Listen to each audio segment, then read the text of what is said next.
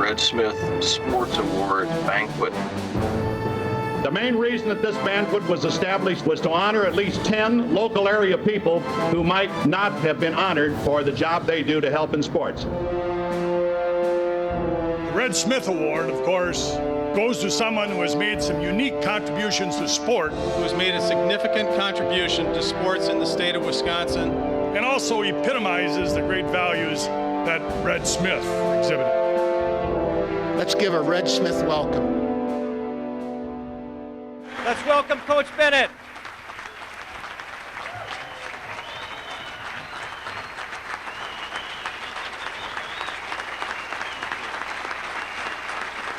Thank you.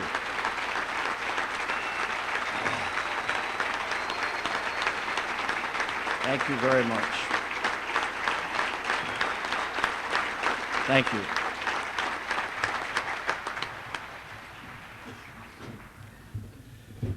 First of all, I want to thank Tony for not including the Michigan State games that year.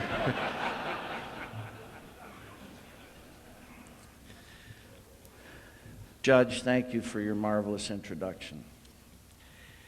What a thrill.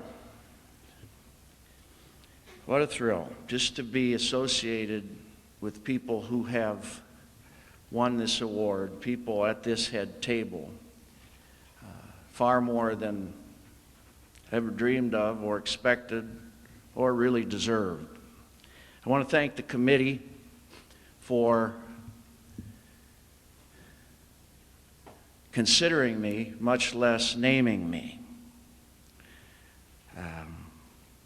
Mike Reese, as was mentioned, was my college roommate. And he said to me, "Bennett, stick with me and I'll take care of you." I thought that meant if I needed a good buy on a fire truck.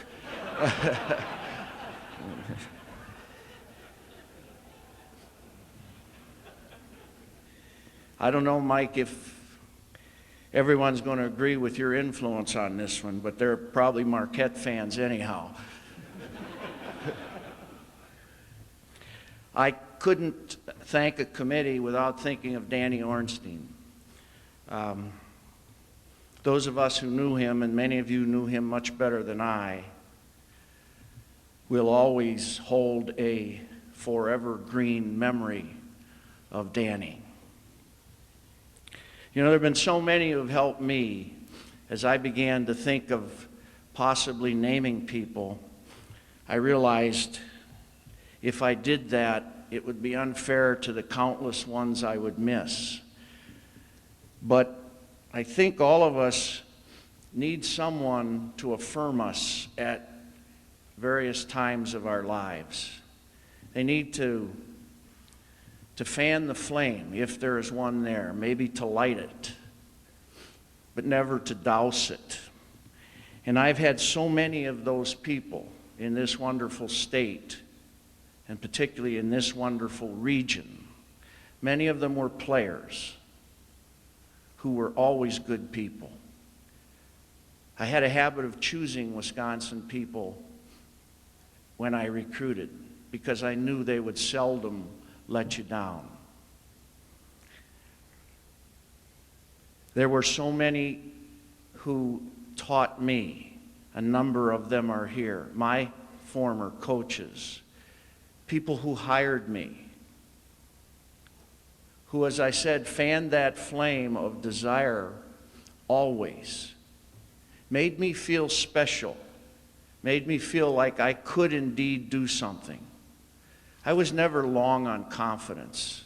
If you thought so, it was just bravado. It was just game face.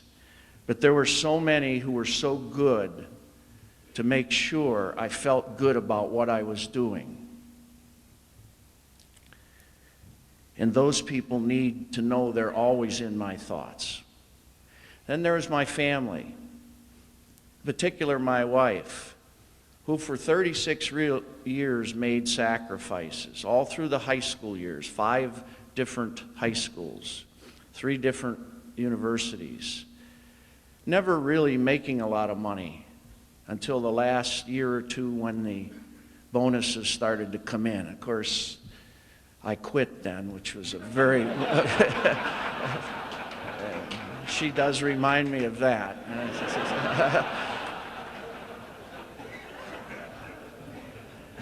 She raised the kids. I was too on fire for my job. I needed to be at clinics. I needed to work camps. I needed to be sitting at the footsteps of the so-called masters. I needed to learn. I was hungry. I was like a sponge, and she took care of everything at home. I wish I had been a better father, but she basically raised those kids. I have remained thankful to this day that I was led into the coaching field, because there is, in my opinion, no better classroom than the sports arena. I mean, when you think about what really matters, you think about stuff like teamwork and second effort and accepting roles and coming back tough and accepting defeat and winning humbly. Those are the things that matter. And in academic classrooms, you can write them on the board and you can define them. But in the sports arena, you have to live them. And the privilege of coaching is that you teach that stuff every day in the most exciting atmosphere that is possible. I miss that perhaps more than anything else, perhaps next to the association with the young men. And finally, some will think it's maybe inappropriate, maybe contrived, artificial. But I am convinced of the hand of God in my profession. I knew I was limited intellectually, athletically. I knew that there were only so many things I could do. And yet, I dreamed. It was not a goal. They were not objectives. They were beyond that. I had several dreams, and all of them required me to stay in the state. I never wanted to leave Wisconsin. I thought I would be out of my league. I never anticipated really going beyond the small college level. I didn't really want to, and I knew even when opportunities came along that I did not want to leave this state. But I dreamt anyhow. I dreamt of coaching at Wisconsin to end my career. I never wanted to fool with the pro level. The pros have the great players in basketball, but collegiately, I always felt we had the game. And I never wanted to go beyond that. And I didn't want to go anywhere but Wisconsin. And I was ready to retire at Green Bay, and Pat Richter fanned that flame. And I said I could give him 5 years. And I got carried away, and I gave him 5 years and 3 games.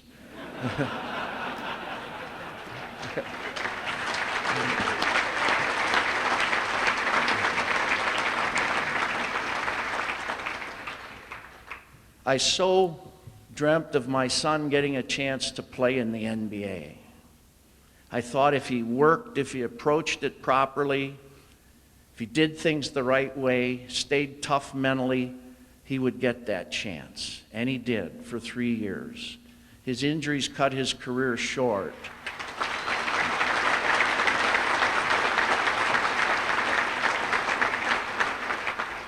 And finally, I dreamed that I someday so desperately wanted to coach in a Final Four. There is nothing more exciting in the mind of a college basketball coach than being a part of the Final Four. And it took the last year of my career, but it happened. As I thought, Had I known the dreams would come true, I would have dreamt of winning a Final Four.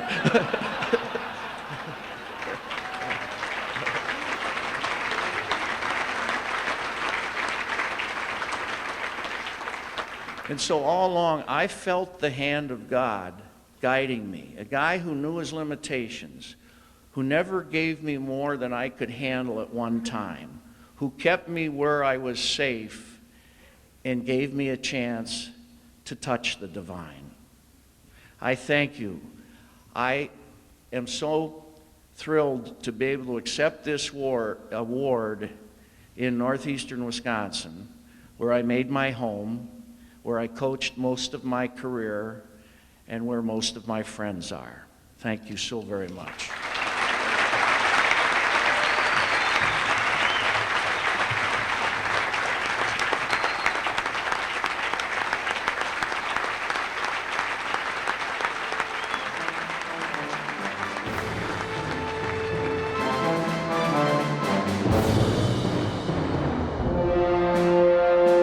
Please subscribe to this channel, give this video a thumbs up, and hit that notification bell so you get notified when we post another great episode or interview. Download the podcast on Apple Podcasts, Spotify, or wherever you get your podcasts. Thank you for your support.